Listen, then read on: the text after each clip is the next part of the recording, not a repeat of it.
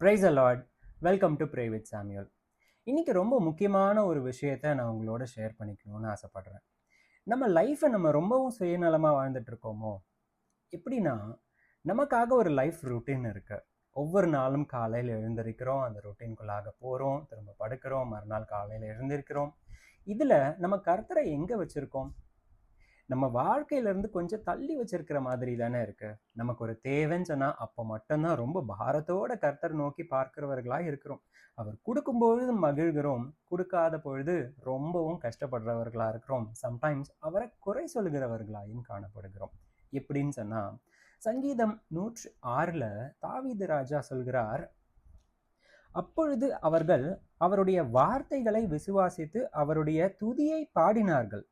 எப்போன்னு சொன்னா, கர்த்தர் இஸ்ரவேல் ஜனங்களை தங்களுடைய அடிமைத்தனத்திலிருந்து மீட்டு எகிப்திலிருந்து அழைத்து கொண்டு வரும்பொழுது, ஆனாலும் சீக்கிரமாய் அவர்களுடைய கிரியைகளை மறந்தார்கள்.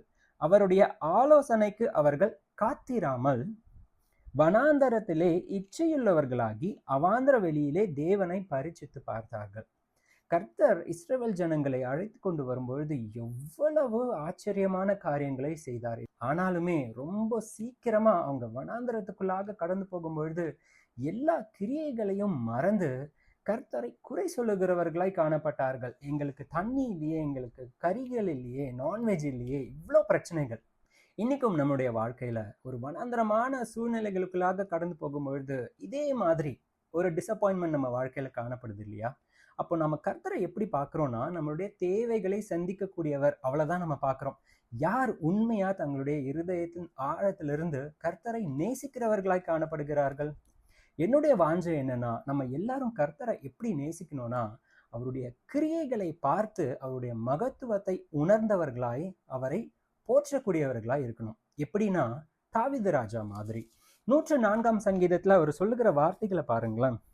கர்த்தாவே, உமது கிரியைகள் எவ்வளவு திரளாய் இருக்கிறது, அவைகளை எல்லாம் ஞானமாய் படைத்தீர். பூமி உம்முடைய பொருள்களினால் நிறைந்திருக்கிறது. பெரிதும் விஸ்தாரமுமான இந்த சமுத்திரமும் அப்படியே நிறைந்திருக்கிறது.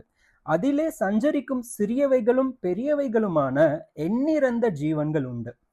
இம்பார்ட்டன்ட்லி, அதிலே கப்பல்களோடும் அதிலே விளையாடும்படி நீர் உண்டாக்கின திமிங்கலங்களும் உண்டு.